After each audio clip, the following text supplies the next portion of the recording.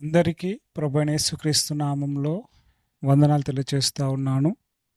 So ఈ సమయము మరొకసారి మిమ్మల్ని ఈ వీడియో ద్వారా కలుసుకోవడానికి దేవుడు తన కృపను చూపించి ఉన్నాడు. సో ముఖ్యంగా మునుపు చెప్పినటువంటి వీడియోకు కంటిన్యూషన్గా ఈ యొక్క వీడియోను చేయడం జరుగుతూ ఉంది.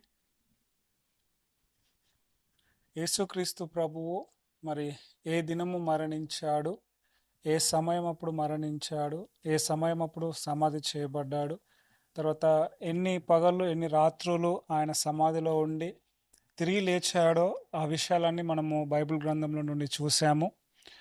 ఈరోజు కొంతమంది కొన్ని వచనాలను ఆధారం చేసుకొని యేసుక్రీస్తు ప్రభువు శుక్రవారమే చనిపోయాడు అని చెప్పేవారు కూడా ఉన్నారు. అయితే వారి కోసము యొక్క వీడియోను చేస్తూ ఉన్నాను. ముఖ్యంగా మనం కూడా తెలుసుకోవాలి, మూడవ దినమందు ఆయన లేచుట అగత్యము అని చెప్పేసి బైబిల్ గ్రంథంలో రాయబడి ఉంది కదా. మూడవ దినము అని అంటే 3 రోజుల తర్వాతన, లేకపోతే 3వ రోజులోనే భాగమా అనేటువంటి విషయం గురించి మనము నేర్చుకుందాము. ఎందుకనంటే బైబుల్ చాలా స్పష్టంగా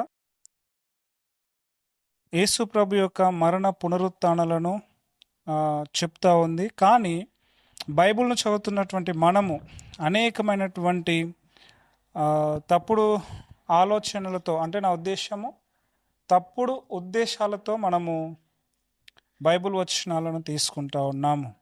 కనుక యొక్క వీడియోలు చేయడం వలన నేను గుడ్ ఫ్రైడేకి ఏమైనా వ్యతిరేకినానంటే నేను మునుపు చెప్పిన మాట చెప్తా ఉన్నాను. గుడ్ ఫ్రైడే నువ్వు జరుపుకోకపోవడం అది నీ ఇష్టం.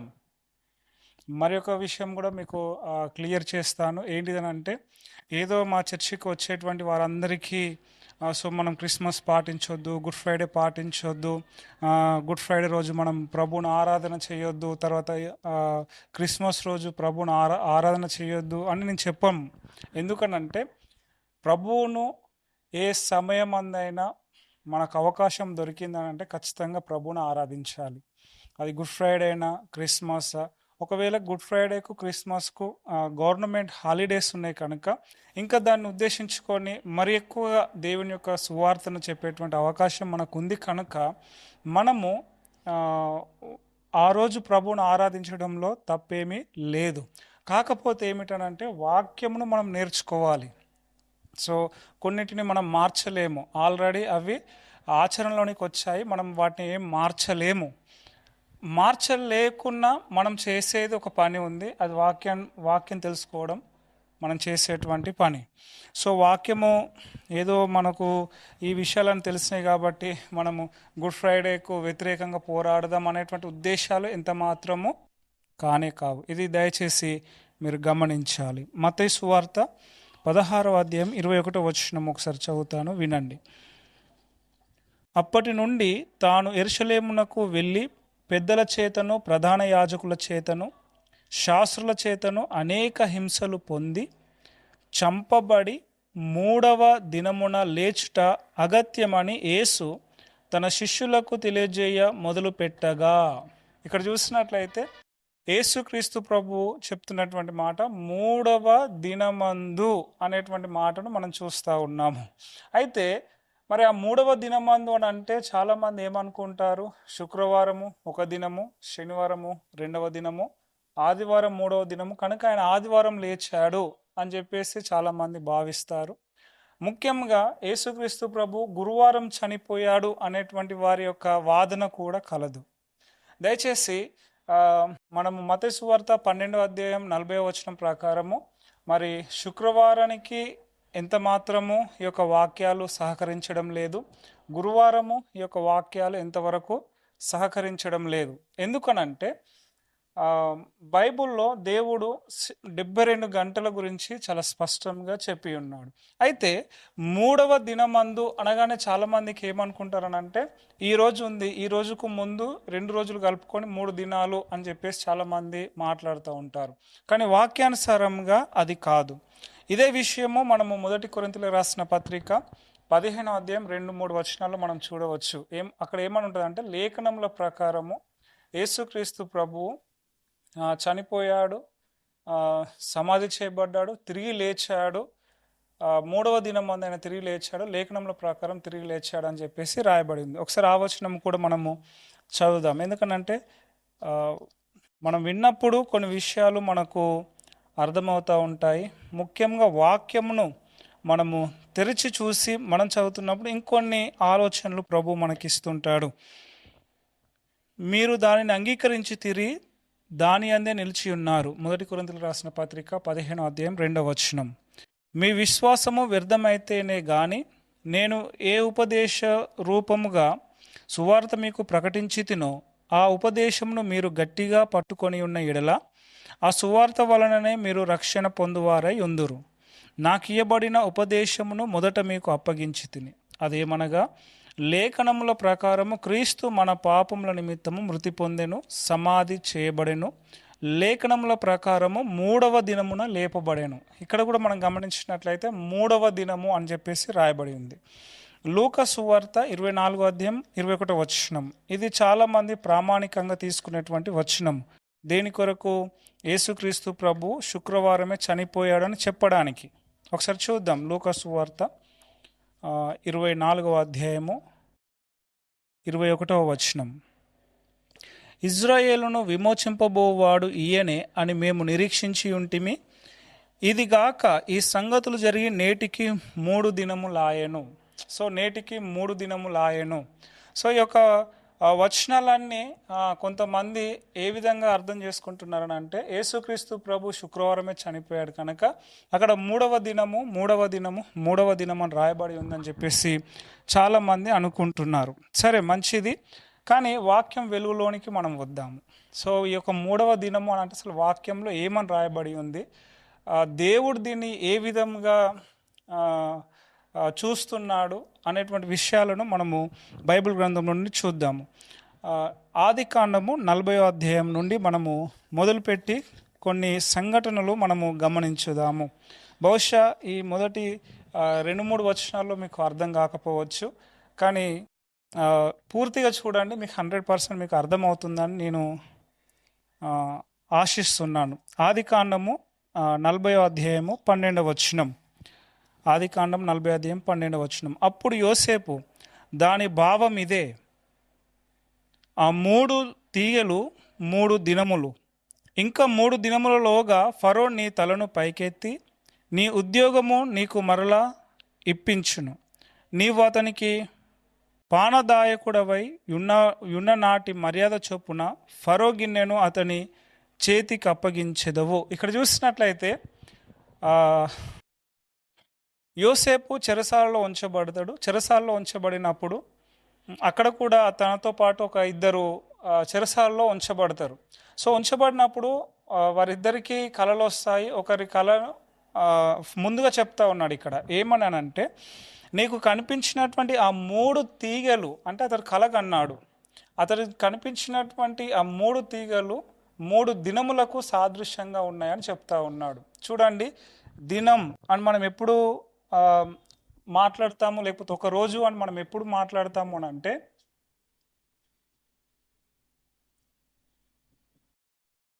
కంప్లీట్ 24 అవర్స్ అయితేనే ఒక రోజు అని మనం మాట్లాడతాము, ఒక దినము అని మనం మాట్లాడతాము. అంటే దాని అర్థం ఏంటిది?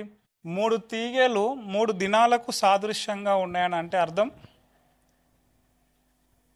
అంటే 3 కంప్లీట్ 3 పగళ్ళు 3 రాత్రులు అని చెప్పేసి మనం అర్థం చేసుకోవాలి. ఆ తర్వాత 20వ వచనం ఒకసారి మనం గమనించినట్లయితే, 3వ దినమందు జరిగినదేమనగా ఆ దినము ఫరో జన్మదినము గనుక అతడు తన సేవకులందరికీ విందు చేయించి వారి నడుమ పానదాయకుల అధిపతి తలను భక్ష్యకారుల అధిపతి తలను పైకెత్తి. ఇక్కడ చూసినట్లయితే ఏదైతే విషయము ఫరో యోసేపు చెప్పాడో అదే విషయము ఫరో పుట్టినరోజు సందర్భంగా జరుగుతూ ఉంది. ఇక్కడ రాయబడినటువంటి విషయం ఏంటంటే, 3వ దినమందు యోసేపు ఏమో 3 దినాలు, ఆ 3 తీగలు 3 దినాలకు సాదృశ్యంగా ఉన్నాయని చెప్పాడు. కానీ ఇక్కడ మరలా అక్కడ రాయబడినటువంటి విషయం ఏంటిదనంటే 3వ దినమందు. సో మనము చిన్న గమనించాలి. మీకు మీకు ఈ వచనాలు చదివినప్పుడు వెంటనే మీకు ఏమనిపిస్తుంది అని అంటే మామూలుగా 3 తీగలు 3 దినాలకు సాదృశ్యంగా ఉన్నాయి కనుక మూడవ దినమున ఫరో చేస్తున్నట్టుగా మనకు కనిపిస్తూ ఉంది. వాక్యంలో అదే రాయబడి ఉంది. కానీ ఇంకొంత మనము ముందరికెళ్ళి దీనిని మీకు వివరించే ప్రయత్నం నేను చేస్తాను.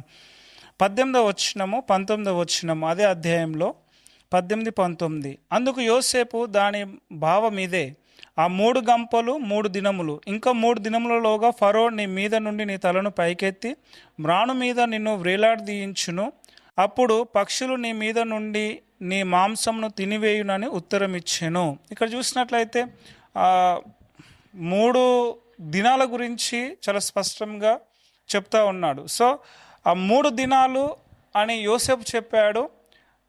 20వ వచనంలో 3వ దినమందు అనేటువంటి విషయము మనము చదువుతూ ఉన్నాము. సో ఇక్కడ చదివినప్పుడు ఇది 4వ దినము అని అంటే మీకు కొంచెము కన్ఫ్యూజన్ అవుతుంది, గందరగోళము ఏర్పడేటువంటి పరిస్థితి అవుతుంది. ఎందుకంటే అక్కడ చాలా స్పష్టంగా 3వ దినమందు అని రాయబడి ఉంది కనుక.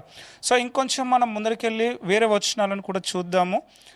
సో ఈ వచనాలన్నీ నేను మీకు ఎందుకు తెలియజేస్తూ ఉన్నానంటే మూడు దినాలు అని అంటే 3వ దినంలోనే జరిగేటువంటి పరిస్థితులు ఉన్నాయి. తర్వాత 3 దినములు అయిపోయిన తర్వాత కూడా 3వ దినముగానే పరిగణించబడినట్టుగా బైబిల్ గ్రంథంలో రాయబడి ఉంది. దయచేసి మీరు ఎట్టి పరిస్థితుల్లో కన్ఫ్యూజ్ కాకండి. ఎందుకంటే వాక్యం దగ్గర కూర్చొని మంచిగా ధ్యానించండి, ఖచ్చితంగా మీకు అర్థమవుతుంది. ఎస్తేర్ గ్రంథం 4వ అధ్యాయం 16వ వచనం. ఎస్తేర్ గ్రంథం 4వ అధ్యాయం 16వ వచనం. అక్కడ మనందరికీ తెలుసు, మొర్దెకాయ వచ్చి ఎస్తేరుతో నువ్వు సుఖ సంతోషాలతో ఉన్నావు, నీ ప్రజలు నశించిపోతూ ఉన్నారని కొంచెము ఎస్తేరుకు వార్నింగ్ లాగా, ఒక హెచ్చరిక లాగా అతను తెలియజేస్తున్నప్పుడు ఎస్తేర్ రాణి ఏమంటుందో చూద్దాం. ఎస్తేర్ గ్రంథం 4వ అధ్యాయం 16వ వచనం. నువ్వు పోయి షూషాను నందు కనబడిన యూదులను అందరినీ సమాజ మందిరమునకు సమకూర్చి నా నిమిత్తం ఉపవాసం ఉండి 3 దినములు అన్నపానములు చేయకుండుడి. నేనును నా పనికత్తెలను కూడా ఉపవాసం ఉందుము. ప్రవేశించుట న్యాయ వ్యతిరేక్తముగా నున్నను. నేను రాజునొద్దకు ప్రవేశించుదును, నేను నశించెదను. ఇక్కడ ఎస్తేర్ రాణి ఒక మాట చెప్తా ఉన్నది మొర్దెకాయికి. ఏమని అంటే, నీవు ఈ పలానా ప్రాంతంలో ఎంతమంది యూదులు సాధ్యమైతే అంటే నీకు కనిపిస్తారో అంతమంది యూదులతో నువ్వేం చేయి, 3 దినాలు ఉపవాసం ఉండు. సో అదే విధంగా మేము ఉంటాము. మీకు అర్థమైందా? సో ఇక్కడ 3 దినములు ఉపవాసం ఉండండి, నేను కూడా 3 దినాలు ఉపవాసం ఉంటా అని ఎస్తేర్ రాణి తెలియజేస్తూ ఉంది. సో నేను మరలా చెప్తా ఉన్నాను, దినము అని అంటే అది 24 అవర్స్, 12 గంటలు పగలు 12 గంటలు రాత్రి గడిస్తేనే ఒక దినముగా మనము పరిగణించవచ్చు. సో కాబట్టి ఇక్కడ ఎస్తేర్ రాణి చెప్తున్నటువంటి విషయం ఏంటంటే 3 రాత్రులు 3 పగళ్ళు మీరు ఉపవాసం ఉండండి, ఆ విధంగానే నేను ఉంటాను అని చెప్పేసి మొర్దెకాయకి చెప్పినప్పుడు మొర్దెకాయ వెళ్ళి అదే విధంగా చేస్తాడు. మరలా వెంటనే 5వ వచనంలో 3వ దినమందు ఎస్తేరు రాజభూషణములు ధరించుకొని రాజునగరు యొక్క ఆవరణంలో రాజు సన్నిధికి వెళ్ళి నిలిచెను. రాజనగరు ద్వారమునకు ఎదురుగానున్న రాజవరణములో తన రాజసనము మీద రాజు కూర్చొని ఉండెను. ఇక్కడ చూసినట్లయితే 5వ అధ్యాయం 1వ వచనంలో సో 3వ దినమందు అని మళ్ళీ రాయబడ్డది. సో ఎస్తేర్ రానేమో అంత మునిపేమో మీరు 3 దినాలు ఉపవాసం ఉండండి అని చెప్పేసి ఎస్తేర్ రాణి మాట్లాడింది. మళ్ళీ వెంటనే 5వ అధ్యాయం 1వ వచనంకి వచ్చేసరికి అక్కడ కనిపిస్తున్నటువంటి మాట ఏంటంటే 3వ దినమందు. మరి ఇప్పుడు ఎస్తేర్ రాణి 3 దినాలు ఉపవాసం ఉన్నట్ట, లేకపోతే 2 దినాలు ఉపవాసం ఉండి 3వ దినం వెళ్ళినట్ట? ఒకవేళ ఆమె 2 దినాలే ఉపవాసం ఉందనుకోండి, మొర్దెకాయకి చెప్పినటువంటి మాట మీరు 3 దినాలు ఉపవాసం ఉండండి. సో కొంతమంది అనవచ్చు, సో యూదులు అక్కడ 3 దినాలు ఉపవాసం ఉన్నారు, రాణి మూడవ దినమున అంటే 2 రోజులు ఉపవాసం ఉండి మూడో రోజున పోయి ఉండవచ్చు కదా అనేటువంటి ఆ, మాటలు కూడా వినిపిస్తూ ఉంటాయి. దయచేసి ఈ వచనాలను మీరు గమనించండి. యెహోషువ గ్రంథము 1వ అధ్యాయము 11వ వచనం. ఇప్పుడు మీరు చాలా జాగ్రత్తగా గమనించాలి.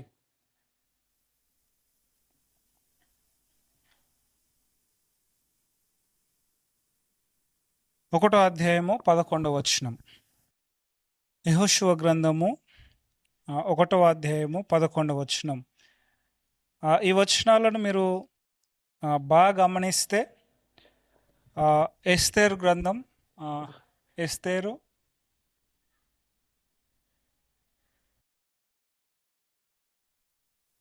4వ అధ్యాయము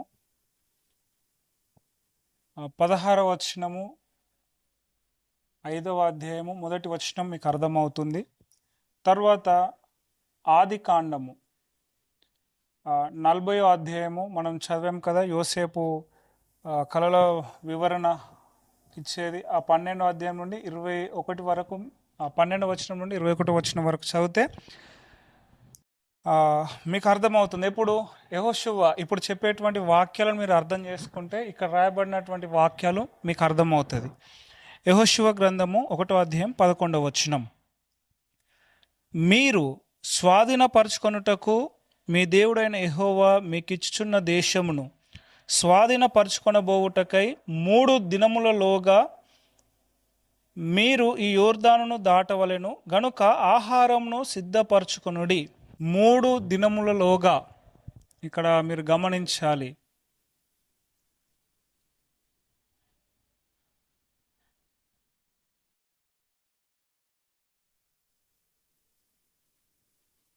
సో 3 దినములలోగా అంటే మనకేమర్థమవుతుంది?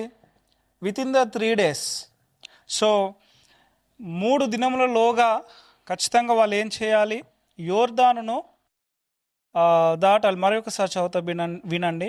మీరు స్వాధీనపరచుకొనుటకు మీ దేవుడైన యెహోవా మీకు ఇచ్చుచున్న దేశమును స్వాధీనపరచుకొనబోవుటకై 3 దినములలోగా మీరు ఈ యోర్దానును దాటవలెను. 3 దినములలోగా మీరు గమనించాలి. సో ఒక్కసారి చూడండి, అదే యెహోషువ గ్రంథము 3వ అధ్యాయము 1వ వచనం. యెహోషువ వేకువను లేచినప్పుడు అతడును ఇశ్రాయేలీయులందరూ షిత్తీము నుండి బయలుదేరి యోర్దానుకు వచ్చి దానిని దాటక మునుపు అక్కడ నిలిచిరి. 3 దినములైన తరువాత నాయకులు పాలెములో తిరుగుచు జనులకు ఈలాగున ఆజ్ఞాపించిరి. మీరు గమనించారా ఇక్కడ ఏమైనా? యెహోషువ గ్రంథము 1వ అధ్యాయము 11వ వచనమేమో 3 దినములలోగా మీరు ఖచ్చితంగా యోర్దానును దాటాలి అని చెప్పేసి యెహోషువ చెప్తా ఉన్నాడు. అదే యెహోషువ 3వ అధ్యాయము మొదటి 2 వచనాల్లో 3 దినముల తరువాత అంటే వారు యోర్దాను నది యువతల నిల్చొని ఉన్నారట. సో ఇక్కడ చెప్పబడినటువంటి యెహోషువ గ్రంథము 1వ అధ్యాయం 11వ వచనంకు 3వ అధ్యాయం 1-2 వచనాలకు మీరు తేడా గమనిస్తున్నారా? 3 దినములలో కానీ ముందు చెప్పాడు, 3వ అధ్యాయానికి వచ్చేసరికి 3 దినముల తరువాత అని చెప్తా ఉన్నాడు.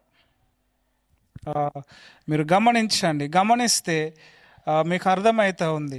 సో 3 దినములలోగా అని అంటే అది 3 రాత్రులు 3 పగళ్ళు అనేటువంటిది మనం అర్థం చేసుకోవాలి. 3 దినములు అంటేనే మీరు అర్థం చేసుకోండి, 3 రాత్రులు 3 పగళ్ళు. సో ఇక్కడ యెహోషువ అదే చెప్తా ఉన్నాడు. ఏంటిది? 3 దినములలోగా మీరు యోర్దానును దాటాలి అని చెప్తా ఉన్నాడు.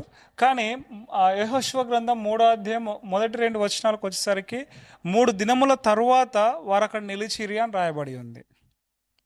సో మీరు గమనించాలి, గ్రహించాలి. అదేవిధంగా యెహోషువ గ్రంథం 3వ అధ్యాయం 5వ వచనం ఒకసారి చదవండి. మరియు యెహోషువ రేపు యెహోవా మీ మధ్య అద్భుత కార్యములను చేయును గనక మిమ్మును మీరు పరిశుద్ధపరచుకొనుడని జనులకు ఆజ్ఞ ఇచ్చెను. సో సేమ్ అది ఇక్కడ యేసుక్రీస్తు ప్రభు విషయంలో అదే కనిపిస్తూ ఉంది. యెహోషువ అయితే ఏమైతే చెప్పాడో, యెహోషువ యొక్క మరణ పునరుత్థానంలో, యేసుక్రీస్తు ప్రభు యొక్క మరణ పునరుత్థానంలో అదే మనకు కనిపిస్తూ ఉంది. రేపు అనేటువంటి మాట అక్కడ మీరు గమనించండి. 3 దినములలోగా దాటాలి అని చెప్పేసి యెహోషువనే చెప్పాడు.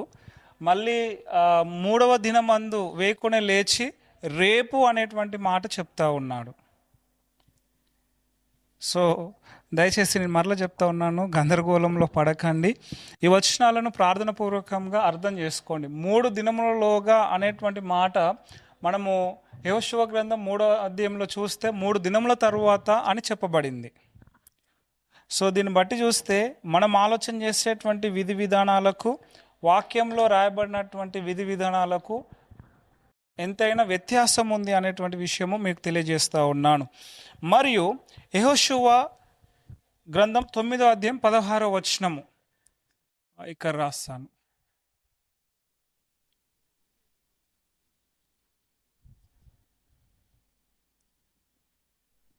16వ వచనం నుండి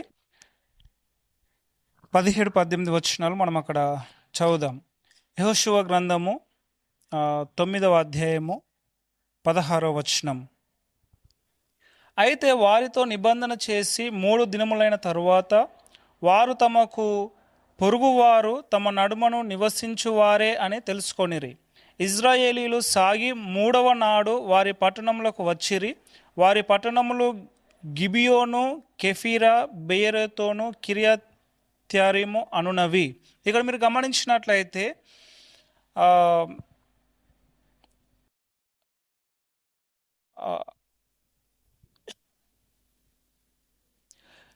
17వ వచనంలో ఇజ్రాయేలీలు సాగి 3వ నాడు వారి పట్టణములకు వచ్చిరి అనేటువంటి మాటను మనము గమనిస్తూ ఉన్నాము. ఆ పై వచనంలో మనం చూసినట్లయితే 3 దినములైన తరువాత వారు తమకు పొరుగువారు తమ నడుమను నివసించువారే అని తెలుసుకొనిరి. సో అక్కడ కూడా 3 దినముల తరువాత అని చెప్పబడి మళ్ళీ కింది వచనంలో 3వ నాడు అనేటువంటి మాటను చెప్తా ఉన్నారు. సో ఇది కూడా మీరు గమనించాలి. తర్వాత ఇదొక ఉదాహరణ. ఇప్పుడు మీకు 2 ఉదాహరణలు చెప్పాను. 3వ దినము అంటే మనం ఎలా అర్థం చేసుకోవాలి, యూదులు ఎలా చెప్తున్నారు, ఇజ్రాయెల్ ప్రజలు అక్కడ ఎలా అర్థం చేసుకుంటున్నారో ఆ విషయాల గురించి మీకు చెప్తా ఉన్నాను. సో 3వ దినము, సో 16వ వచనంలో 3 దినముల తరువాత అని చెప్పారు. మళ్ళీ వెంటనే 17వ వచనంలో 3వ నాడు, ఎండ్ ఆఫ్ ద డే అంటే సాయంకాలమున అనేటువంటి అర్థం వస్తూ ఉంది. సో 3వ నాడును మనం ఏ విధంగా అర్థం చేసుకోవాలనో కొన్ని ఉదాహరణలు మీకు చెప్తా ఉన్నాను. ఇదే విషయము దావీదు జీవితంలో కూడా జరిగింది. 1 సమూయేలు గ్రంథం 20వ అధ్యాయము 5వ వచనం. 1 సమూయేలు గ్రంథం 20వ అధ్యాయము 5వ వచనం ఒకసారి చూడండి. అందుకు దావీదు, రేపటి దినము అమావాస్య, అప్పుడు నేను తప్పక రాజుతో కూడా కూర్చుండి భోజనం చేయవలెను. అయితే ఎల్లుండి సాయంత్రము వరకు చేనిలో దాగుటకు నాకు సెలవిమ్ము. ఇక్కడ జరుగుతున్నటువంటి సంఘటనలు ఏంటిదని అంటే రాస్తాను. 1 సమూయేలు గ్రంథము 20వ అధ్యాయము 5వ వచనం. ఇక్కడ దావీదు యోనాతానుతో చెప్తా ఉన్నాడు, మీ డాడీ నన్ను చంపడానికి సిద్ధంగా ఉన్నాడు అని. కొంచెం వారి మధ్య కొన్ని ఒప్పందాలు జరుగుతాయి. వారి ఒప్పందాలకు దేవుణ్ణి వారు సాక్షిగా పెట్టుకుంటారు. అయితే దావీదు ఏమని చెప్తా ఉన్నాడు అని అంటే, నేను 3 దినములు ఇక్కడ నేను దావుకొని ఉంటాను. సో 3 దినములు నేను ఇక్కడ దావుకొని ఉంటాను అంటే దాని అర్థం ఏంటిది? 3 రాత్రులు 3 పగళ్ళు నేను ఇక్కడ దాక్కొని ఉంటాను అని చెప్పేసి దావీదు చెప్తా ఉన్నాడు.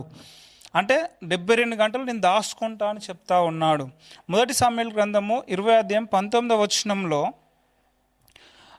యోనాతాను కూడా అదే విషయాన్ని చెప్తా ఉన్నాడు. నీవు 3 దినములు ఆగి ఈ పని జరుగుచుండగా నీవు దాగి ఉన్న స్థలమునకు త్వరగా వెళ్ళి ఏసేలు అను బండ దగ్గర నుండుము. ఇక్కడ చూసినట్లయితే యోనతాను కూడా 3 దినములు, చూడండి అది పాస్ట్గా మాట్లాడుతూ ఉన్నాడు. అంటే ఖచ్చితంగా 3 దినములు నువ్వు ఆగు అని చెప్పేసి మాట్లాడుతూ ఉన్నాడు. సో మీరు గమనించాలి దీనిని. తర్వాత 20వ అధ్యాయము 27వ వచనం ఒకసారి చూడండి. 27వ వచనము, అయితే అమావాస్య పోయిన మరునాడు అనగా 2వ దినమున దావీదు స్థలములో ఎవడును లేకపోవట చూచి సౌలు నిన్నయును నేడును యెష్షయి కుమారుడు భోజనమునకు రాకపోవుట ఏమని యోనాతాను అడగగా, ఇక్కడ చూసినట్లయితే అప్పటికి 2 days అయిపోయింది, 2 దినాలు అయిపోయినాయి. మీరు గమనించండి. సో 3వ దినమున ఏం జరుగుతూ ఉందని అంటే 20వ అధ్యాయం 34వ వచనం ఒకసారి చూడండి. అత్యగ్రహుడై బల్ల యొద్ద నుండి లేచి తన తండ్రి దావీదును అవమానపరిచినందున అతని నిమిత్తము దుఃఖక్రాంతుడై అమావాస్య పోయిన మరునాడు భోజనము చేయకుండెను. 35వ వచనం, ఉదయమున యోనాతాను దావీదుతో నిర్ణయము చేసుకొనిన వేళకు ఒక పనివాణ్ణి పిలుచుకొని పొలములోనికి పోయెను. ఇక్కడ చూసినట్లయితే 3వ నాడు జరుగుతున్నటువంటి విషయము ఏంటిదనంటే యోనాతాను దావీదుతో చెప్పినటువంటి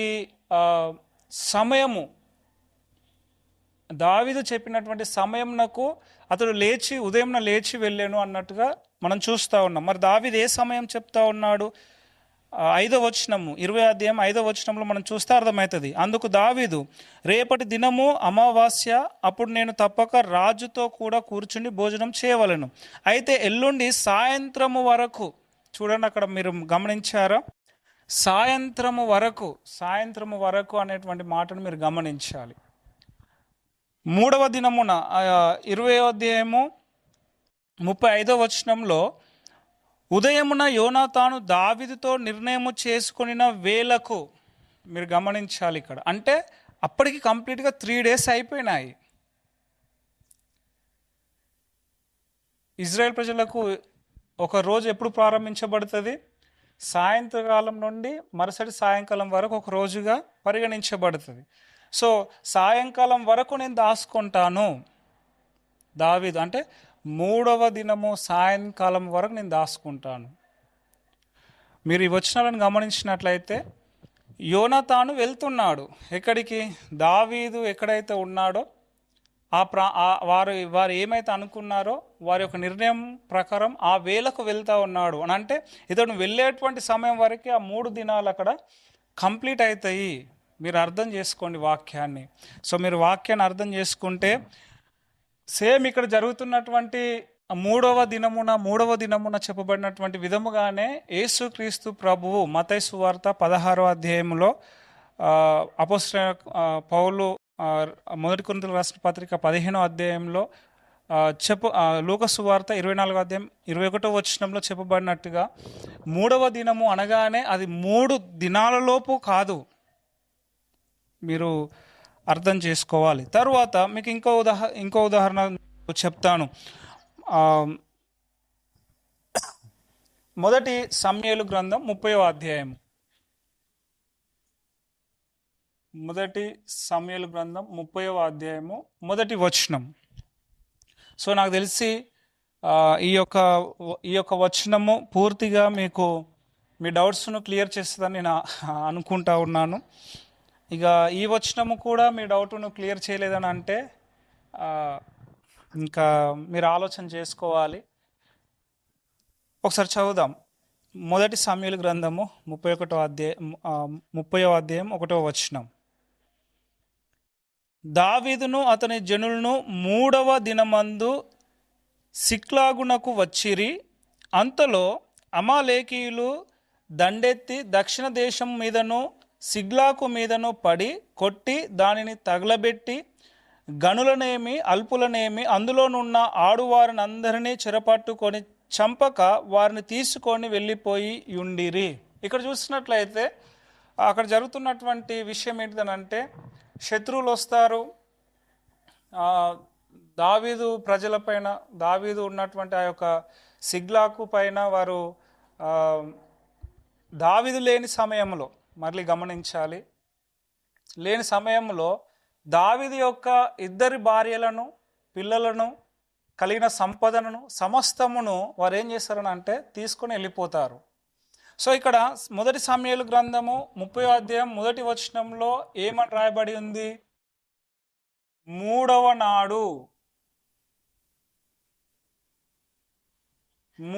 నాడు దావీదు వచ్చాడు. కానీ అక్కడ శత్రువులు సిక్లాగు పైన అప్పటికి దాడి చేసి 3 దినాలు అయిపోయినాయి. మీరు గమనించాలి. 11వ వచనము, 12వ వచనం, 13వ వచనం ఒకసారి చూడండి. పొలంలో ఒక ఐగుప్తీయుడు కనబడెను. వారు దావీదు నొద్దకు వాని తోడుకొని వచ్చి, వాడు 3 రాత్రింబగళ్ళు అన్నపానములేమీ పుచ్చుకొనలేదని తెలుసుకొని వానికి భోజనము పెట్టి దాహమిచ్చి అంజూరపు అడలలోని ముక్కను 2 ద్రాక్ష గెలలను వానికిచ్చిరి. వాడు భోజనము చేసిన తరువాత వాని ప్రాణము తెప్పరిల్లగా, దావీదు, నీవు ఏ దేశపు వాడవు, ఎక్కడి నుండి వచ్చితివని వాడిని అడిగాను. అందుకు వాడు, నేను ఐగుప్తీయుడనై పుట్టి అమాలేకీయుడైన ఒకనికి దాసుడనైతిని. 3 దినముల క్రిందట నేను కాయిలా పడగా నా యజమానుడు నన్ను విడిచిపెట్టి పోయేను. 14వ వచనం, మేము దండెత్తి కెరేతీయుల దక్షిణ దేశమునకు, యూదా దేశమునకు, కాలేబు దక్షిణ దేశమునకు వచ్చి వాటిని దోచుకొని సిగ్లాకును కాల్చివేసితిమని చెప్పాను. మీరు గమనించారా? ఇక్కడ సేమ్ 30వ అధ్యాయము మొదటి సమూయేలు గ్రంథం 30వ అధ్యాయము 11 నుండి 13 వచనాల వరకు చదివితే అక్కడ ఏం జరుగుతూ ఉందనంటే, దావీదును అక్కడ ఉన్నటువంటి జనులు రాళ్లతోటి కొట్టాలి, చంపాలి అని చూసినప్పుడు దావీదు ఒక 600 మందితోని ఆయన ఈ ఎవరైతే ఈ యొక్క సిగ్లాగ్ను నాశనము చేసి తన భార్యలను, తన పిల్లలను, తన కలిగిన సమస్తమును ఎత్తుకొని వెళ్ళారో వారిపైకి యుద్ధంలాగా దేవుని సన్నిధానంలో, మరి ప్రభువా మేము వెళ్తే వాళ్ళు దొరకరా అని చెప్పేసి ప్రభువును విచారం చేసినప్పుడు, నువ్వు వెళ్ళు, వాళ్ళు ఖచ్చితంగా నీకు దొరుకుతారు అని చెప్పినప్పుడు దావీదు వెళ్తున్నటువంటి సమయంలో ఇక్కడ ఒకడు ఐగుప్తీయుడు దావీదుకి ఎదురుపడతాడు. ఈ ఎదురుపడినటువంటి ఈ యొక్క వ్యక్తి ఏమని చెప్తా ఉన్నాడనంటే, 3 రాత్రులు 3 పగళ్ళు నేను ఆహారము లేక సొమ్మసిల్లిపోతున్నాను అనేటువంటి విషయాన్ని చెప్తా ఉన్నాడు. ఇంకా అక్కడ ఏమని చెప్తా ఉన్నాడు? మేము సిగ్లాకును తలగబెట్టి నేటికి 3 దినాలైనవి. అదే విషయమా? ఒకసారి చదవండి. 14వ వచనము 13వ వచనము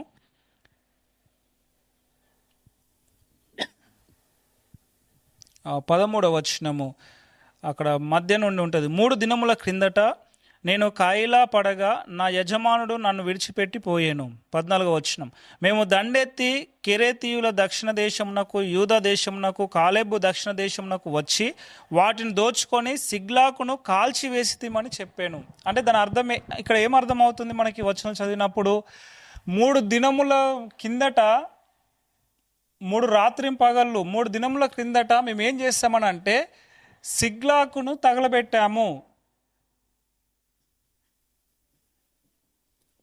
సిగ్లాగును మేము తగలబెట్టాము. అయితే మొదటి సమూయేలు గ్రంథం 30వ అధ్యాయం మొదటి వచనం, ఆ అధ్యాయం మొదటి వచనంలోనే ఏమనుంది? దావీదును అతని జనులు 3వ దినమందు సిగ్లాగునకు వచ్చిరి. ఇక్కడనేమో వీడు ఐగుప్తీయుడు ఏమని చెప్తా ఉన్నాడు? 3 దినముల కిందట మేము సిగ్లాగును తగలబెట్టామని చెప్తా ఉన్నాడు. ఈ మొదటి వచనంలో 3వ నాడు దావీదు సిగ్లాకు వచ్చాను అని చెప్పి రాయబడి ఉంది. సో ఇప్పుడు చెప్పండి, 3 దినముల తర్వాత దావీదు వచ్చాడా, లేకపోతే 3వ దినం ప్రాసెస్లోనే దావీదు వచ్చాడా? గమనించండి. అది మూడవ దినము అని అనగా అక్కడ అర్థం ఏంటిదనంటే 3 పగళ్ళు 3 రాత్రులు గడిచిన తర్వాత దావీదు వచ్చాడు. అలా వచ్చినప్పటికి కూడా అది మూడవ దినముగానే అక్కడ రాయబడినటువంటి విషయాన్ని మనం చూస్తూ ఉన్నాము. సో యూదులు ఆ విధంగానే చూశారు. అందుకే నేను ఇక్కడ మీకు ఈ ఆదికాండం 40 అధ్యాయంలో చెప్పిన కదా, యోసేపు ఆయన యూదుడు, అర్థమైందా? సో వీళ్ళు ఎస్తేరు ఇక్కడ కూడా వీళ్ళు యూదులు. సో ఇక్కడ యెహోషువ సమయంలో కూడా 3 దినాల్లో అని ఇక్కడ రాసి మొదటి అధ్యాయం 11వ వచనంలో యెహోషువ గ్రంథంలో చెప్పాడు. అదే 3వ అధ్యాయం 1-2 వచనంలో మళ్ళీ 3 దినాల తర్వాత అని రాయబడింది. మళ్ళీ యెహోషువ గ్రంథం 9వ అధ్యాయంలో అదే విషయం ఉంది. మొదటి సమూయేలు గ్రంథం 20వ అధ్యాయం 5వ వచనంలో యోనాతాను దావీదు విషయంలో అదే జరిగింది. మొదటి సమూయేలు గ్రంథం 30వ అధ్యాయంలో 3వ నాడు అదే విషయం జరుగుతుంది. సో ఈ విషయాల ప్రకారమే యేసుక్రీస్తు ప్రభు యొక్క పునరుత్థానంలో జరిగింది. 3వ దినము అనగానే అది ప్రాసెసింగ్లో ఉన్నటువంటి రోజు కాదు. ఆల్రెడీ అప్పటికి 3 దినాలు 3 పగళ్ళు అయిపోయినాయి అని అర్థం ఇస్తూ ఉంది. సో దీనిని మీరు గమనించాలి. సో దావీదు ఎప్పుడు వచ్చాడు సిగ్లాగు అని అంటే 4వ నాడు వచ్చాడు. కానీ అక్కడ చెప్పబడుతున్నటువంటి విషయం ఏంటంటే 3వ నాడు అనేటువంటి విషయాన్ని మనం చూస్తూ ఉన్నాం. అది ఎందుకు అలా చేశాడనంటే దేవుడు రికగ్నైజింగ్ లాజిక్. అది దేవుడు తాను ఏ విధంగా రోజును రికగ్నైజ్ చేస్తున్నాడో అది మనకు దేవుడు చూసేటువంటి విషయంలో తేడా ఉంది. సో మీరు గమనించవలసిందిగా కోరుతా ఉన్నాను. సో ఒకవేళ ఈ వచనం కూడా మీకు అర్థం కాలేదు, సో ఇన్ని వచనాలు చెప్పినా కూడా ఈ వచనం కూడా మీకు అర్థం కాలేదు అని అంటే ఇంకొంచెం ముందుకు వెళ్ళి కొన్ని విషయాలు మీకు తెలియజేయాలని ఆశపడుతూ ఉన్నాను. 2వ దినవృత్తాంతముల గ్రంథము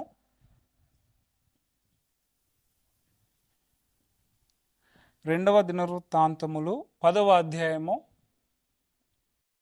5వ వచనం ఒకసారి చదువుదాము. సో ఈ వచనాలైనా మిమ్మల్ని గ్రహింపులోనికి తీసుకొస్తాయేమో అని నా యొక్క చిన్న ప్రయత్నము. మొదటి దినవృత్తాంతములు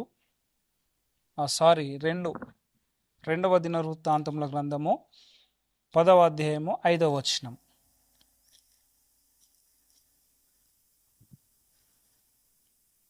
అతడు మీరు 3 దినములు తాలి మరలా నా యొద్దకు రండి అని చెప్పాను గనక జనులు వెళ్ళిపోయిరి. ఇక్కడ ఏం జరుగుతూ ఉందని అంటే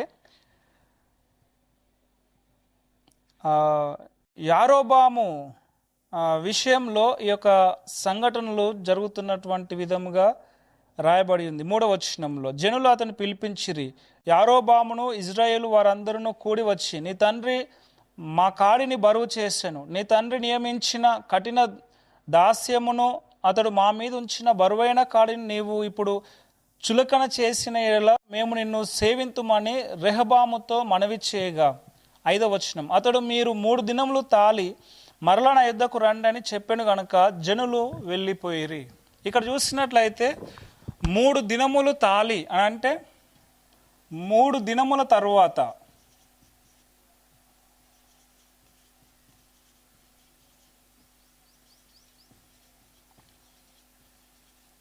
అర్థమైందా? 3 దినములు తాలి అని అంటే 3 రోజులు ఆగి నా దగ్గరికి రండి అని చెప్పేసి ఇక్కడ రెహబాము అతడే కదా రెహబాము చెప్తా ఉన్నాడు. కానీ అక్కడ జరుగుతున్నటువంటి విషయం 12వ వచనము ఒకసారి చూడండి. 12వ వచనంలో ఏం జరుగుతూ ఉందనంటే 3వ దినమందు నా యొద్దకు తిరిగి రండని రాజు చెప్పిన ప్రకారము యారోబామును జనులందరూ 3వ దినమందు రెహబామునొద్దకు రాగా. సో ఒక్కసారి చూడండి 12వ వచనం, సేమ్ అదే 10వ అధ్యాయం 12వ వచనం.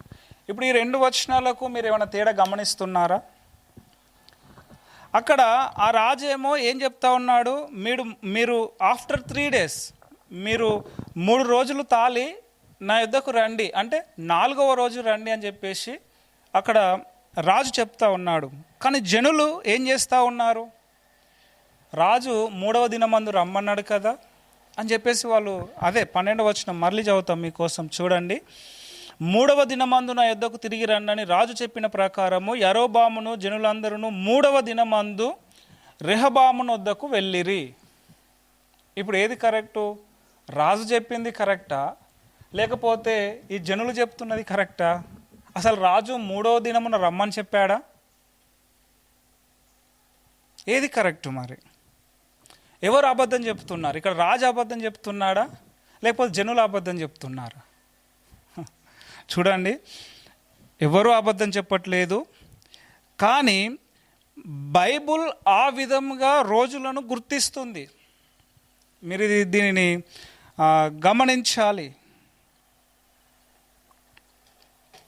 మనకు ఈ యొక్క 10వ అధ్యాయం 5వ వచనంలో 3 దినముల తర్వాత రండి అని చెప్పేసి అని అన్నాడు రాజు.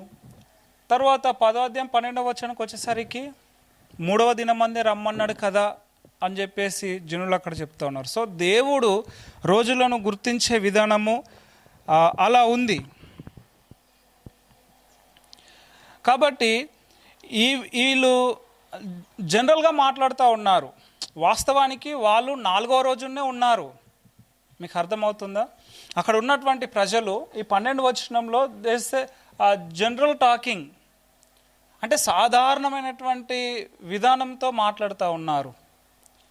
అదే విధంగా లూకా సువార్త 24వ అధ్యాయం 21వ వచనంలో అక్కడ ఉన్నటువంటి ఆ 2 శిష్యులు మాట్లాడుతూ ఉన్నారు.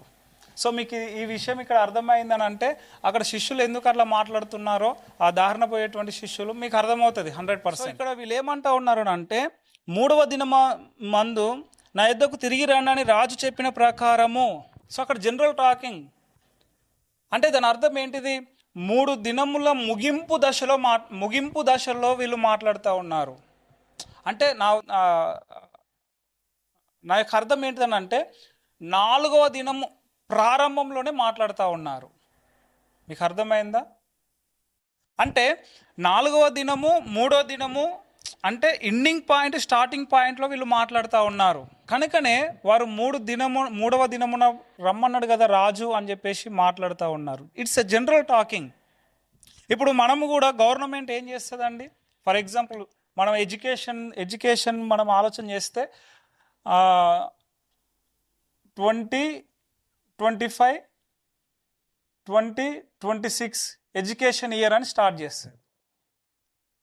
అంటే ఇప్పుడు అందులో 2 సంవత్సరాల కాదు, 1 సంవత్సరము. మళ్ళీ తర్వాత నెక్స్ట్ ఇయర్ ఏం చేస్తుంది? 2026, 2027 ఎడ్యుకేషన్ ఇయర్ అని ప్రారంభిస్తారు. అంటే ఇక్కడ 25కు ఒక ఎండింగ్ పాయింట్ ఉంటుంది, 26కు అదే ఎండింగ్ పాయింట్ స్టార్టింగ్ పాయింట్ అవుతుంది. మీకు అర్థమవుతుందా? సో అదే విధంగా ఇక్కడ జరుగుతుంది. అదే విధంగా దావీదు విషయంలో జరిగింది. 3వ నాడు సిక్లాకు దావీదు వచ్చాడు. 3వ నాడు అని అంటే దాని అర్థం ఏంటిది? ఎండింగ్ పాయింట్ స్టార్టింగ్ పాయింట్ ఆ దినము. సో అదే విధంగా యేసుక్రీస్తు ప్రభు విషయంలో కూడా జరిగింది. 3వ దినము లేచుట అగత్యము అని అంటే దాని అర్థం ఏంటిది? 3వ దినము స్టార్టింగ్ ఎండింగ్ పాయింట్ నెక్స్ట్ డేకు స్టార్టింగ్ పాయింట్. మీకు ఈ చిన్న విషయం అర్థమైతే మత్తయి సువార్త 16వ అధ్యాయంలో యేసు ప్రభు చెప్పిన 3వ దినము, లూకా సువార్త 24వ అధ్యాయం 21వ వచనంలో వారు చెప్తున్నటువంటి విషయాలు మీకు సింపుల్గా అర్థమవుతుంది.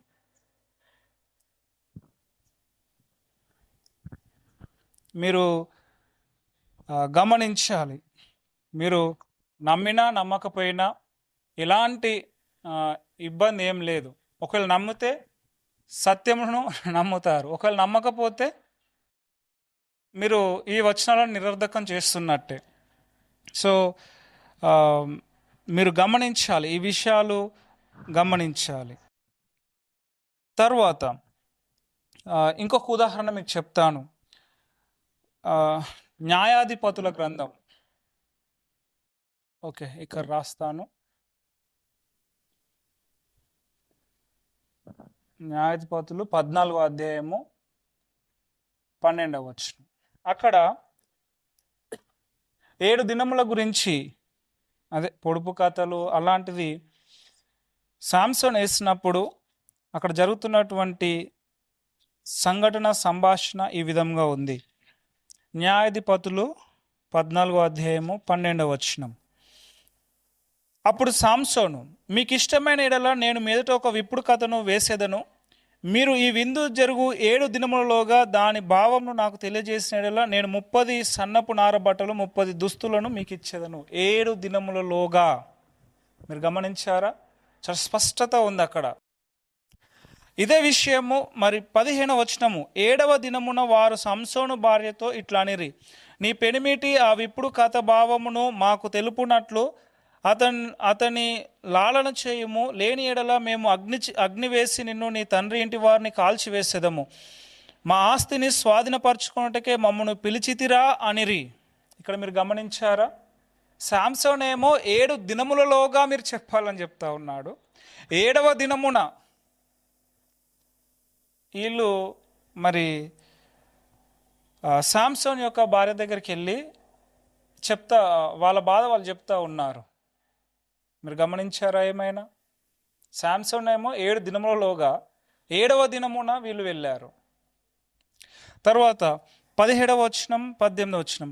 7వ దినమున ఆమె అతని తొందర పెట్టినందున అతడు ఆమెకు దాన్ని తెలియజేయగా ఆమె తన జనులకు ఆ విప్పుడు కథను తెలిపాను. 7వ దినమున సూర్యుడు అస్తమింపక మునుపు ఆ ఊరి వారు, తేనె కంటే తీపి అయినది ఏది, సింహము కంటే బలమైనది ఏది అని అతనితో అనగా అతడు, నా దూడతో దున్నకపోయిన ఎడల నా విప్పుడు కథను విప్పలేక ఉందురని వారితో చెప్పాను. చూడండి మీరు ఇక్కడ గమనించండి.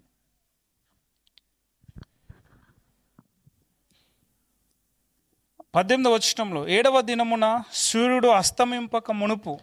ఎందుకు సూర్యుడు అస్తమిస్తే 8వ దినముగా పరిగణించబడుతుంది.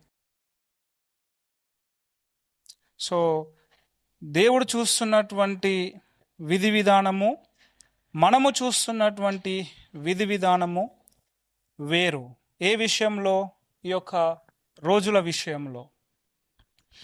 మరియు మీకు కొన్ని విషయాలను నేను తెలియజేస్తాను. 1 కొరింథీయులకు రాసిన పత్రిక 15వ అధ్యాయం 4వ వచనం ఒకసారి చూడండి. 15వ అధ్యాయము 4వ వచనం. ఇక్కడ మనం గమనించవలసినటువంటి కొన్ని విషయాలు ఉన్నాయి. చూడండి, యేసుక్రీస్తు ప్రభువు నీవు అనుకుంటున్న ప్రకారం ఆయన మరణించి సమాధి చేయబడి తిరిగి లేవలేదు. చూడండి, సువార్తలో ఆయన సమాధి కూడా చాలా ప్రాముఖ్యమైనది. నేను ఎందుకు ఇంత బాధపడతా ఉన్నాము, ఎందుకు ఈ యొక్క సబ్జెక్ట్ అంతా చెప్తా ఉన్నాం మీకు అని అంటే, సువార్త తెలియజేసే విషయంలో ప్రభు యొక్క సమాధి కూడా చాలా ప్రాముఖ్యమైనది. ఆయన మరణము, సమాధి, తిరిగి లేవడము, ఈ 3 విషయాలు సువార్తలో చాలా ప్రాముఖ్యమైనవి. నువ్వు ఈ 3 విషయాలను వదిలేసి నువ్వు ఎంత చెప్పు, చివరికి అది బూడిదలో పోసిన పన్నీరే అవుతుంది, కానీ సువార్త కాదు. సువార్త అంటేనే ప్రభు యొక్క మరణం, సమాధి, ఇక్కడ ఆయన యొక్క పునరుత్థానము. కాబట్టి మనము చాలా జాగ్రత్తగా ఉండాలి. 1 కొరింథీయులకు రాసిన పత్రిక 15వ అధ్యాయం 2-3 వచనాలు.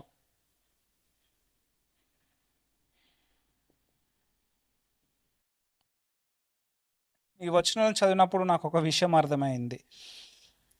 అదేంటిదో ఈ యొక్క వచనాలను చదివి మీకు చెప్తాను. మీరు దానిని అంగీకరించితిరి, దాని యందే నిలిచి ఉన్నారు. మీ విశ్వాసం వ్యర్థమైతేనే గాని నేను ఏ ఉపదేశ రూపముగా సువార్తను మీకు ప్రకటించుతునో ఆ ఉపదేశంను మీరు గట్టిగా పట్టుకొని ఉన్న ఎడల ఆ సువార్త వలననే మీరు రక్షణ పొందువారై ఉందురు.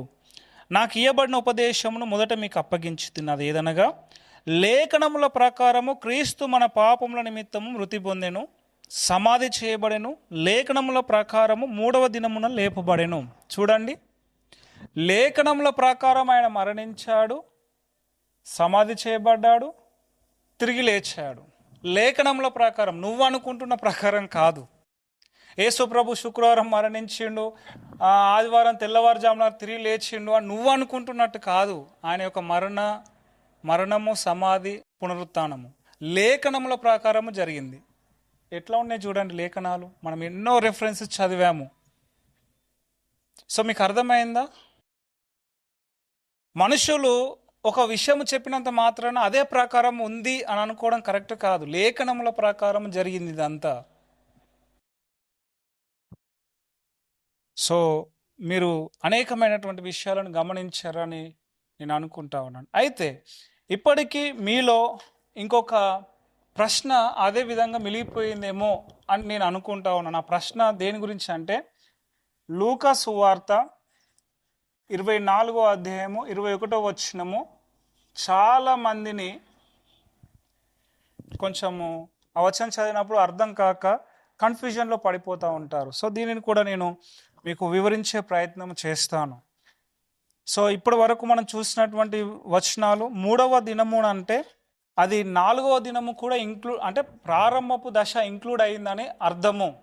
దయచేసి దీన్ని మీరు నమ్మినా నమ్మకపోయినా నాకు అవసరం లేదు. కానీ ఒకవేళ ఈ విషయాలన్నీ చెప్పిన తర్వాత కూడా నన్ను ఒకవేళ మీరు అబద్ధికునిగా నన్ను చిత్రీకరించినా నేను పెద్ద బాధపడను. కానీ లేఖనాలను నమ్మే ప్రయత్నం చేయండి, మనుషులను కాదు. ఓకే, మనుషులను కాదు. ఎందుకంటే ప్రతి మనుష్యుడు అబద్ధికుడు అని బైబిల్ గ్రంథంలో రాయబడి ఉంది. మరి సత్యమైనది ఏంటిది? యోహాను సువార్త 17వ అధ్యాయం 17వ వచనంలో, నీ వాక్యమందు వారిని ప్రతిష్ఠ చేయుము, నీ వాక్యమే సత్యము. దావీదుకారుడు అంటాడు, ఫ్రమ్ ద బిగినింగ్ దై వర్డ్ ఇస్ ట్రూ, అంటే ఆది నుండి నీ యొక్క వాక్యము సత్యమైనది అని దావీదుకారుడు అన్నాడు, ఆ దావీదు కీర్తనకారుడు అన్నాడు. కాబట్టి దేవుని ప్రజలారా, వాక్యంను నమ్మండి, వాక్యంకు లోబడండి. మనుషులు వారి యొక్క పారంపర్య ఆచారము వలన వాక్యంను నిరర్ధకము చేస్తారు. రైట్, ఇప్పుడు ఒకసారి లూకా సువార్త 24వ అధ్యాయం 21వ వచనంకు మనం వద్దాం. ఇక్కడ కూడా మీతోటి చాలా విషయాలు నేను డిస్కషన్ చేయాలని ఆశపడుతూ ఉన్నాను. ఇజ్రాయేలును విమోచింపబోవాడు ఈయనే అని మేము నిరీక్షించి ఉంటిమి, ఇదిగాక ఈ సంగతులు జరిగి నేటికి 3 దినములాయెను. చూడండి, ఇక్కడ వచ్చిందండి సమస్య. నేటికి.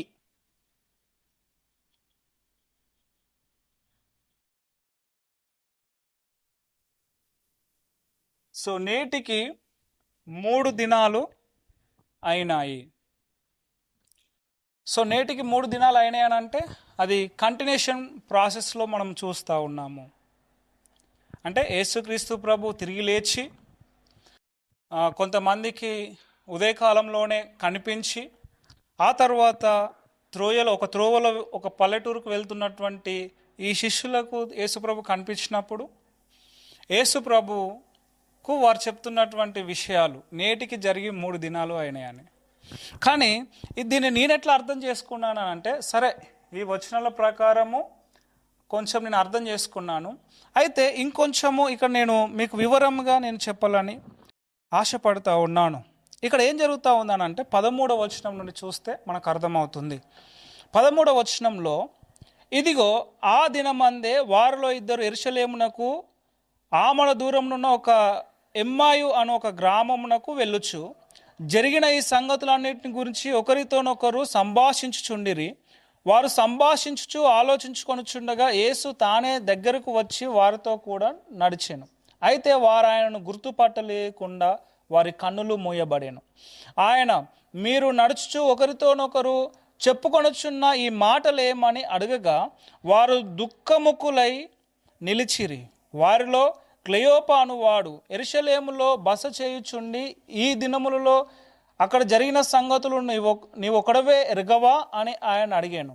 ఆయన అవి ఏవని వారిని అడిగినప్పుడు వారు, నజరేయుడైన యేసు గూర్చిన సంగతులే.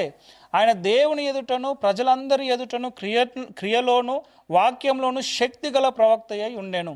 మన ప్రధాన యాజకులను అధికారులను ఆయనను ఎలాగూ మరణశిక్షకు అప్పగించి సిలువ వేయించిరో నీకు తెలియదా అని చెప్పేసి ఈ విషయాలు జరిగి నేటికి 3 దినాలు అవుతున్నాయని వారు అక్కడ యేసుక్రీస్తు ప్రభుత్వనే చెప్తా ఉన్నారు. అది మనం ఒకటి ఆలోచన చేయండి, మనకు సంబంధించిన విషయాలు మనతోనే పంచుకున్నప్పుడు అది ఆ సంఘటనలు మనకే జరిగినాయి అని చెప్పి వారికి తెలియకుండా మన సంఘటనలు మనకే చెప్పినప్పుడు కొంచెం ఎంతైనా ఆశ్చర్యం అనిపిస్తుంది కదా. కానీ యేసు ప్రభు అక్కడ వారిని కోపం చేస్తాడు. సో అది నేను తర్వాత వివరిస్తాను. సో ఇక్కడ ఏంటిదనంటే నేటికి 3 దినాలు అయిపోయినాయి. వీరు ఇక్కడ చెప్తున్నటువంటి విషయం ఏంటిదనంటే ఆ దినమందే, ఏ దినమందు? ఆదివారము దినమందు. ఎందుకనంటే అప్పటికి యేసుక్రీస్తు ప్రభు లేచాడు, అనేకులకు కనిపించాడు. సో ఆ దినమందే ఆయన వారికి కనిపించినప్పుడు వారు మాట్లాడుకుంటున్నారు. సో ఈ యొక్క రోజు, ఈ యొక్క ఆదివారం అనేటువంటి రోజు ముగింపులోనికి రాలేదు ఇంకా. మీకు అర్థమైందా? ఫర్ ఎగ్జాంపుల్ ఇప్పుడు మనం ఉన్నాం అనుకోండి, మన ఇప్పుడు ఒక గవర్నమెంట్ ఒక బిల్ పాస్ చేసింది, ఏదో ఒక బిల్ పాస్ చేసింది అనుకుందాం. సో ఫర్ ఎగ్జాంపుల్ ఈరోజు ఆదివారం, కొంచెం ఆదివారం వెనక్కి వెళ్దాం. శనివారం, శుక్రవారం, గురువారం. సో ఇప్పుడు గురువారము మామూలుగా ఒక ఆర్డర్ పాస్ చేసింది అనుకుందాం. ఈరోజు ఆదివారం. సో ఆదివారము, సో గురువారం ఒక ఆర్డర్ పాస్ చేసినప్పుడు మనం ఇప్పుడు ఏ విధంగా మాట్లాడుకుంటాం? కామన్గా మీరు ఆలోచన చేయండి. అరే బిల్ పాస్ చేసి ఇప్పటికి 3 రోజులు అవుతుంది అని అంటామా? లేకపోతే అరే బిల్ పాస్ చేసి ఇప్పటికి 4 రోజులు అవుతుంది అని అంటామా?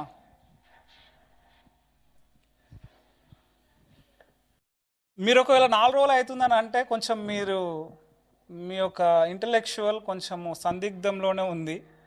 అంటే నా ఉద్దేశం ఏంది అని అంటే మీకున్నటువంటి జ్ఞానంను బట్టి కొంచెం జాగ్రత్త పడాలి. ఎవరైనా సరే కామన్గా ఇప్పుడు గురువారం రోజు గవర్నమెంట్ ఒక బిల్ పాస్ చేసింది అనుకోండి, ఈరోజు సండే, ఏం చెప్తాము? గవర్నమెంట్ బిల్ పాస్ చేసి ఇప్పటికి 3 దినాలు అవుతుంది అని చెప్తాము. ఎందుకు? ఈ యొక్క 4వ దినం ఇంకా కంటిన్యూషన్లోనే ఉంది, ఇంకా అయిపోలే. ఒకవేళ ఈ 4వ దినము కూడా అయిపోతుంది అని అన్నప్పుడు 4 దినాలు అవుతాయి అని మనం చెప్తాము. అంతేగాని ఇప్పటికీ 4 దినాలు అయింది, సో జరిగిపోని దినము గురించి. ఇప్పుడు ఉదాహరణ ఏంటిదని అంటే ప్రోగ్రెస్లో ఉన్నటువంటి డేను మనం అయిపోయింది అన్నట్టుగా చెప్తామా? చెప్పండి, ఆలోచన చేయండి ఒకసారి. మీరు చెప్పినా నాకు వినిపించదు, కామెంట్ బాక్స్లో చెప్పండి. సో ప్రోగ్రెస్లో ఉన్నటువంటి డేను అయిపోయినట్టుగా మనం మాట్లాడతామా? మాట్లాడము. ఎందుకు? ఇట్స్ ఇంకా ప్రోగ్రెస్లో, అంటే ఇంకా చాలా గంటలు మిలిగి ఉంది ఈ యొక్క డే అయిపోవడానికి. సో అదే విధంగా వారు ఎంఐ గ్రామంకి వెళ్తున్నటువంటి ఆ యొక్క 2 శిష్యులు ఆదివారం రోజులోనే ఉన్నారు వాళ్ళు. సో కనుక ఈ ఆదివారం రోజులో ఉన్నారు కాబట్టి ఈ ఆదివారంకు జరిగినటువంటి 3 దినాలు ఏం జరిగింది అని చెప్పేసి వాళ్ళు జ్ఞాపకం చేసుకుంటూ యేసు ప్రభుతో చెప్తా ఉన్నారు. ఇవి ఇప్పటికీ జరిగిపోయి 3 దినాలు అవుతున్నాయి అని చెప్పేసి చెప్తా ఉన్నారు. అంతేకాని శుక్రవారమే జరిగింది, శుక్రవారం నుండి శనివారం, ఆదివారం 3 రోజులు అవుతుంది అట్లా చెప్పట్లేదు వాళ్ళు.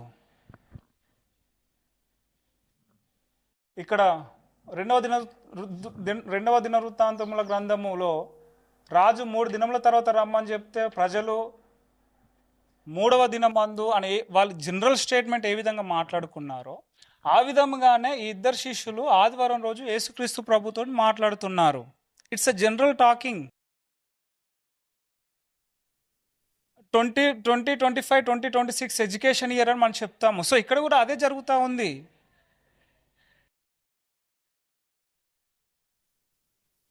సో మీకు ఎంతవరకు అర్థమవుతుందో, ఎంతవరకు వ్యర్థమవుతుందో నా మాటలు నాకైతే అర్థమవుతలేదు. కానీ ఇక్కడ శిష్యులు మాట్లాడుతుంది మాత్రము జనరల్ టాకింగ్.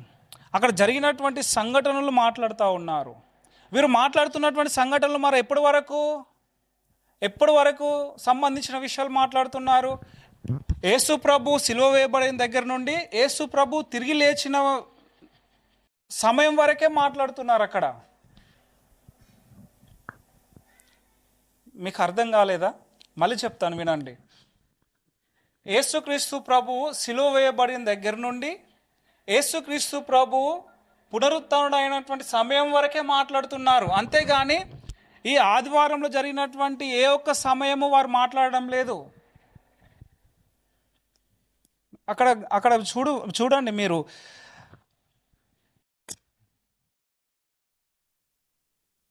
అక్కడ 21వ వచనంలో 22 నుండి, మన ప్రధాన యాజకులను అధికారులను ఆయనను ఎలాగూ మరణశిక్షకు అప్పగించి సిలువ వేయించిరో నీకు తెలియదా? ఇజ్రాయేలును విమోచింపబోవాడు ఈయనే అని మేము నిరీక్షించి ఉంటిమి. ఇదిగాక ఈ సంగతులు జరిగి నేటికి 3 దినములాయను. ఏ సంగతులు? యేసుక్రీస్తు ప్రభువును చంపించినటువంటి సంగతులు, యేసుక్రీస్తు ప్రభువును సమాధి చేయబడినటువంటి సంగతులు జరిగి నేటికి 3 దినములు అవుతున్నాయి. వాళ్ళు నేటికి 3 దినములు అవుతున్నాయి అని ఎందుకు చెప్తున్నారంట? కింది వచ్చిన ఒకసారి మీరు చూస్తే మీకు అర్థమవుతుంది. ఏముంది అక్కడ? అయితే మాలో కొందరు స్త్రీలు తెల్లవారగానే సమాధి యొద్దకు వెళ్ళి ఆయన దేహమును కానక వచ్చి. చూడండి, అంటే యేసుక్రీస్తు ప్రభు యొక్క దేహము కనబడలేదు. ఎక్కడ? మగ్దలేనే మరియు వేరొక మరియు వారు సుగంధ ద్రవ్యమును తీసుకొని, వాస్తవానికి యేసుక్రీస్తు ప్రభువు మన లెక్క ప్రకారము శనివారం సాయంత్రమే ఎత్తబడ్డాడు. ఎందుకు? బైబిల్ అనుసారంగా సాయంత్రం ఇంకో రోజు ప్రారంభించబడుతుంది. సో ఆదివారం సాయంత్రం ప్రారంభించబడుతుంది వాళ్ళకు. అయితే యేసు ప్రభు ఎత్తబడిన తర్వాత ఆయన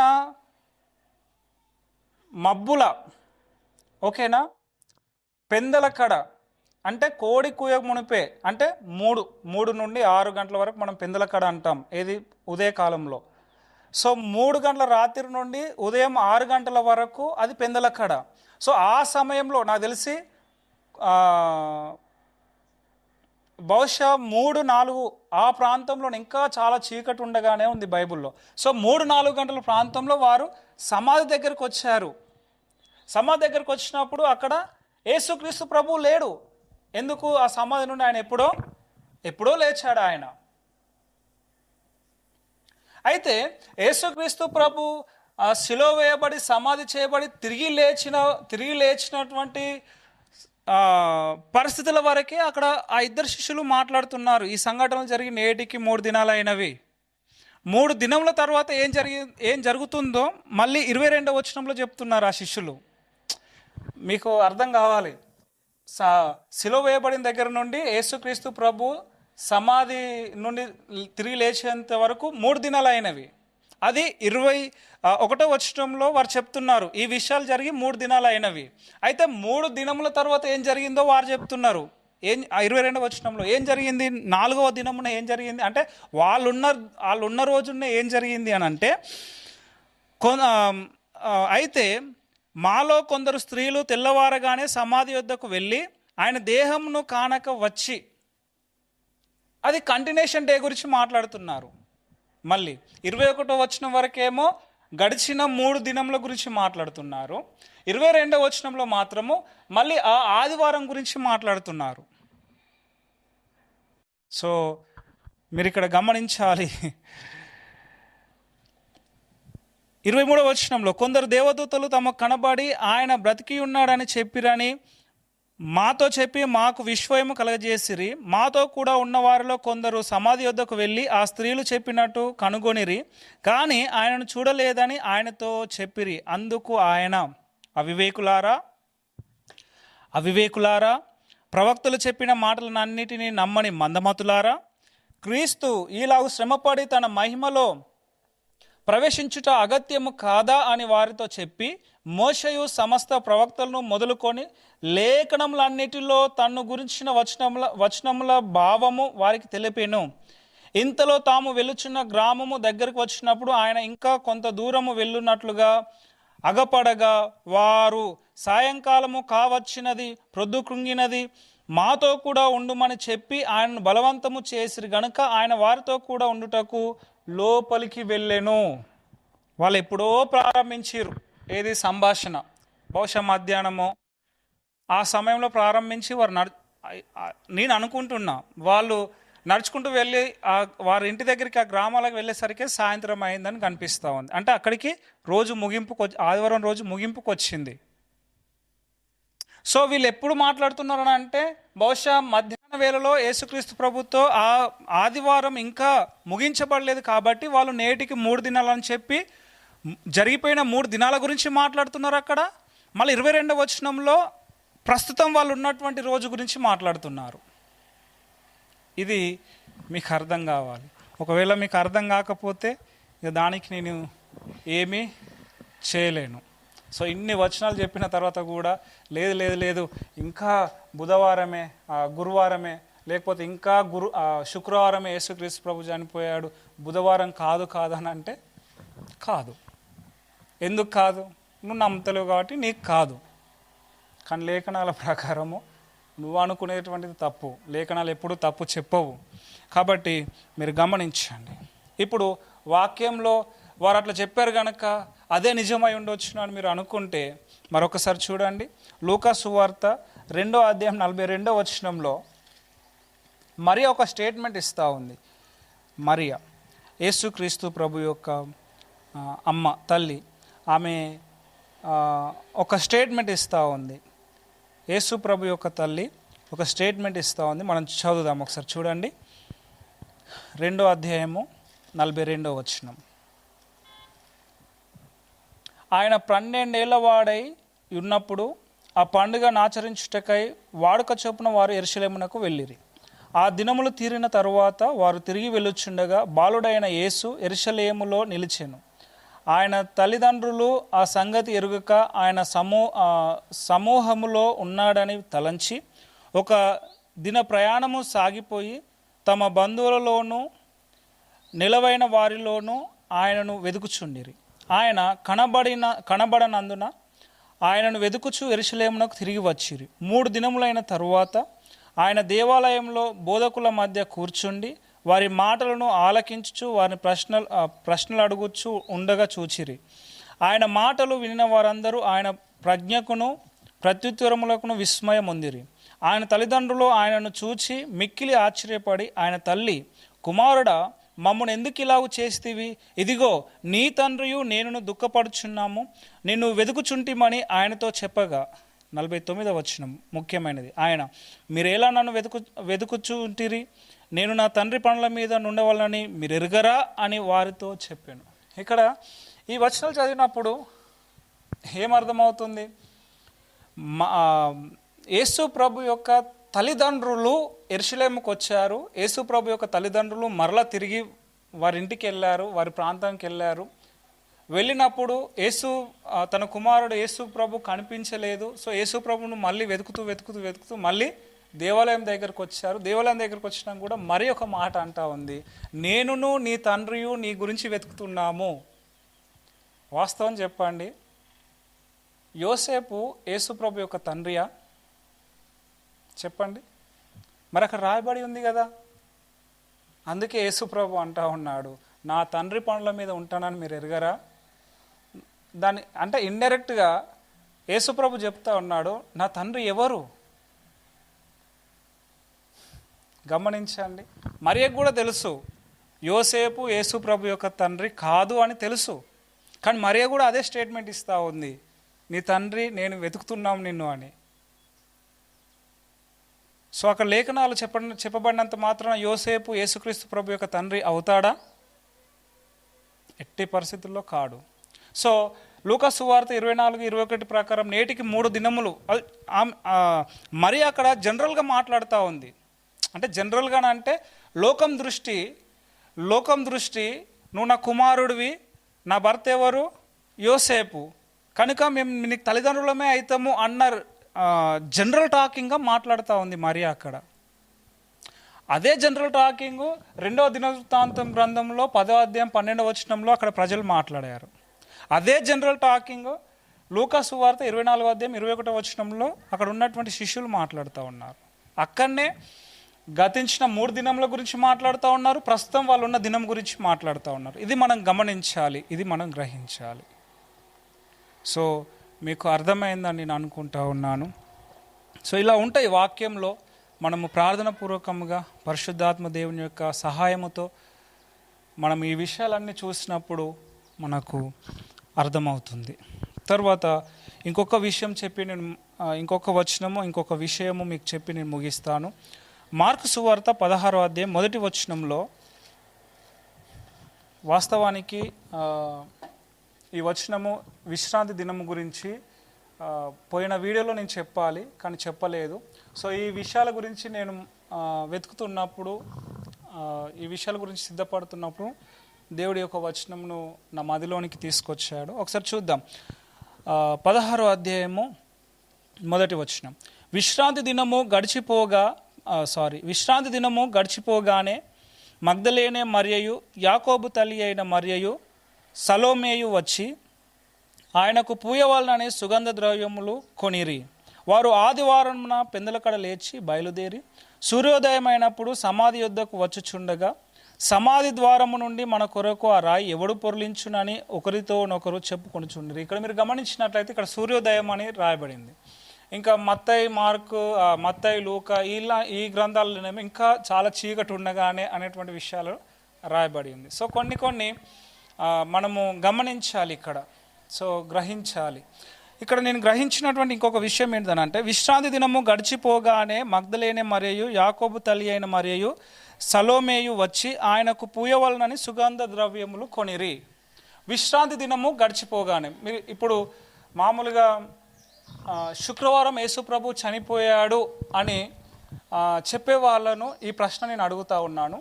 యేసుప్రభు శుక్రవారం చనిపోయాడు, వెంటనే విశ్రాంతి దినము వచ్చింది, ఏది శనివారం అని అంటున్నారు. సో శనివారం వచ్చింది. శనివారము ఎప్పుడు ముగించబడుతుంది? శనివారము శుక్రవారం చనిపోయాడు. శుక్రవారము 3 గంటల అంటే సాయంత్రం 3 గంటలకు ఒకవేళ మీరు చెప్పే ప్రకారం అంటే శుక్రవారం ఎవరైతే చనిపోయాడని నమ్ముతారో వాళ్ళు చెప్పే లెక్క ప్రకారం యేసు ప్రభువు 3 గంటలప్పుడు సిలువ వేయబడ్డాడు. శనివారం అంటే శుక్రవారము సాయంత్రమే ఆయన సమాధి చేయబడ్డాడు. చేయబడిన తర్వాత ఏంది? విశ్రాంతి దినము.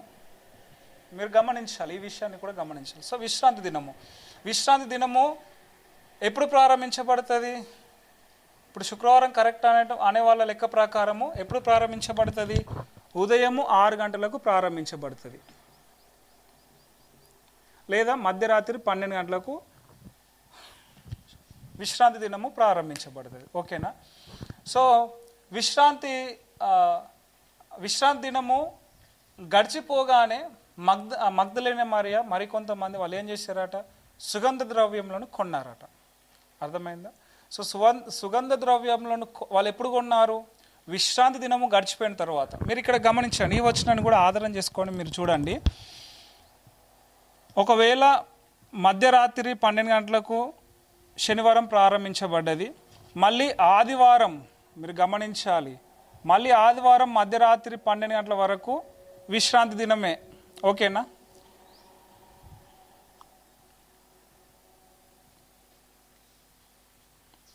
ఇక్కడ నేను చెప్తాను, మీరు గమనించాలి. శుక్రవారం కరెక్ట్ అనే వాళ్ళే గమనించండి. ఇప్పుడు యేసు ప్రభు సాయంత్రము 3 గంటలకు సిలువ వేయబడ్డాడు. సాయంకాలము అంటే చీకటి పడక మునిపే యేసు ప్రభును సమాధిలో పెట్టారు.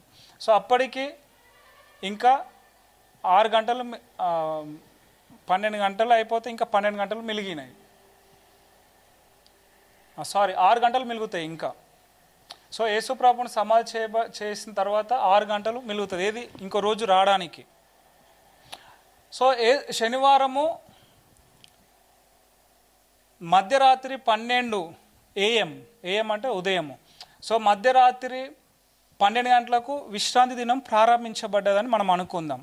సో తెల్లారింది, శనివారం తెల్లారింది, మళ్ళీ పొద్దుకింది. మళ్ళీ ఎప్పుడైపోతుంది? శనివారం ఎప్పుడైపోతుంది? మళ్ళీ మధ్యరాత్రి 12 గంటలకు శనివారం అయిపోయింది, మళ్ళీ మధ్యరాత్రి 12 గంటలకు ఆదివారం ప్రారంభించబడ్డది. సో ఇదే కరెక్ట్ అయితే ఇక్కడ మగ్దలేనే మరియు కొంతమంది స్త్రీలు వారు సుగంధ ద్రవ్యాలు విశ్రాంతి దినము గడిచిన తర్వాత కొన్నారట. మీరు చూడండి, అదే ఉందా? విశ్రాంతి దినము గడిచిపోగానే మగ్దలేనే మరియు యాకోబు తల్లి అయిన మరియయు సలోమేయు వచ్చి ఆయనకు పూయవలనని సుగంధ ద్రవ్యములు కొనిరి. వీళ్ళు విశ్రాంతి దినం అయిపోగానే సుగంధ ద్రవ్యములు కొనిరని అంటే ఈ రాత్రి వెళ్ళి కొన్నారా? ఆలోచన చేయండి. అంటే ఇక్కడ కూడా రుజువు అవుతుంది ఏంటిదని అంటే, విశ్రాంతి దినాలు నీసాను మాసంలో 14వ దినం నుండి 21వ దినం వరకు యూదులకు 3 విశ్రాంతి దినాలు ఉంటాయి అనేటువంటి విషయము ఈ వచనం కూడా స్పష్టతనిస్తూ ఉంది. సో వారు కొన్నది ఎక్కడనంటే వారు కొన్నది గురువారం రోజు వారికి విశ్రాంతి దినం, మహాదినం కనుక విశ్రాంతి దినం ముగించబడిన తర్వాత వారు కొన్నది శుక్రవారం కొన్నారు ఆ సుగంధ ద్రవ్యాలు.